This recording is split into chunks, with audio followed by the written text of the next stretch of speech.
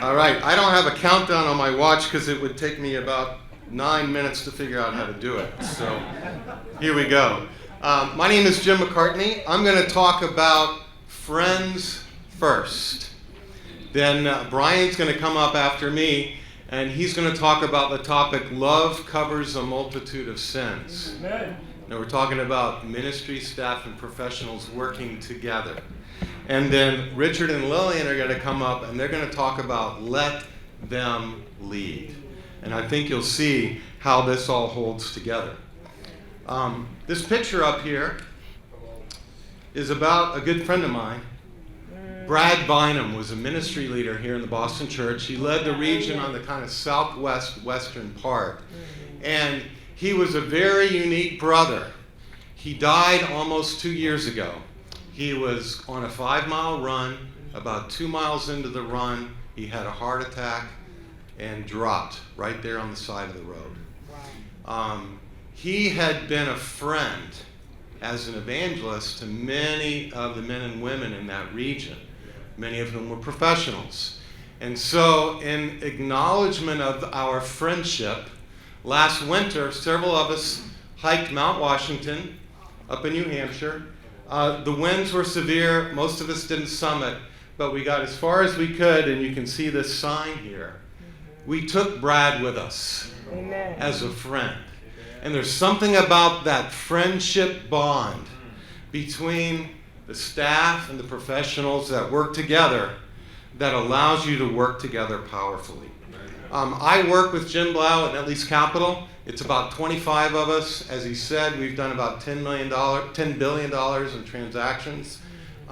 This year, I think we might end up at close to $1 billion. It's just an amazing, very fast-moving, small group of people. And it's fun. It's commercial real estate, and it's very creative and very esoteric. I couldn't explain it to you if you gave me 20 minutes of your time. So we'll stop right there.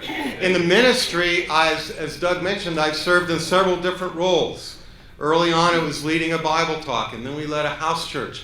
My wife and I were actually the first non-full-time couple to lead a house church here in Boston. After that, I served in a congregational deacon role, and then was an administrator for the church for 7 years. In 2002, I made a transition, as did many others, and began working for Net Lease Capital Advisors. Since then, I've served on the board a couple of terms. I'm nearing the end of my second term. We're negotiating the future. In John chapter 15, verse 12, read with me. Jesus with his disciples near the end of his ministry. He said, "This is my command, love one another as I have loved you. No one has greater love than this, that someone would lay down his life for his friends. You are my friends if you do what I command you. I do not call you slaves anymore because a slave doesn't know what his master is doing. I've called you friends because I've made known to you everything I have heard from my Father." You know, Jesus' relationship with his disciples had matured. He was always the teacher and they were always the student, but it had matured to a point where they knew everything he was about. It was totally out there and transparent, and now he calls them friends. And there's a strength of relationship and conviction that allowed them to make it through the days and the weeks ahead that were going to be quite challenging. Friendship is powerful. I got to know Richard about 3 years ago. Our first encounter was actually a misadventure. We were hiking and everything went wrong.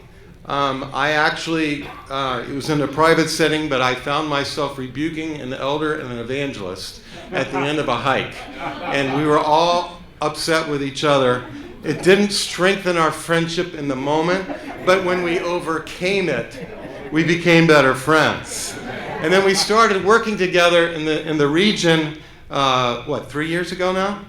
And so we started off with a little bit of a friendship, and that friendship grew very quickly. The first thing that is important, I think, to developing that camaraderie is for me to understand and appreciate his role. And Roger said it last night, the ministry staff are professionals also. To appreciate the complexity. It's a tough job. There are so many skills, so many different things you have to pay attention to, so many complaints you need to be able to address. It is a challenging job. My posture is, how can I help you? How can I lift up your arms and make it easier? I have a challenging job too, so I get it. Let me help you be successful. The role that my wife and I have chosen to serve in over the last couple years especially is facilitating a financial peace class in our region. I'm a finance guy. You know, spreadsheets and numbers get me excited. I went through a financial peace class and I learned some things. I changed some things. I'm like, everybody needs to know this. This is transformative. So I got excited about it and said, I want to help people. I want to help people get out of debt. I want to help people save more so they can live the kind of retirement Jim was talking about. I want to help people be more generous in the church. It just totally fit my skills, my experience, and my motivation. We've had 4 classes in the last 2.5 years. We've had about 112 people go through it. A third of them were from the community, so it's been an evangelistic thing. About a third of our region now has gone through it. During those 4 9-week sessions, people paid off over $100,000 of debt, saved $150,000, and a third of them increased their giving substantially. Now, does that help the church? And it's fun for me. So it just works. It totally works. In this picture here, the second from the right is a brother named Brian Smith. He's in the South Shore. He was a dear, dear friend of Brad's.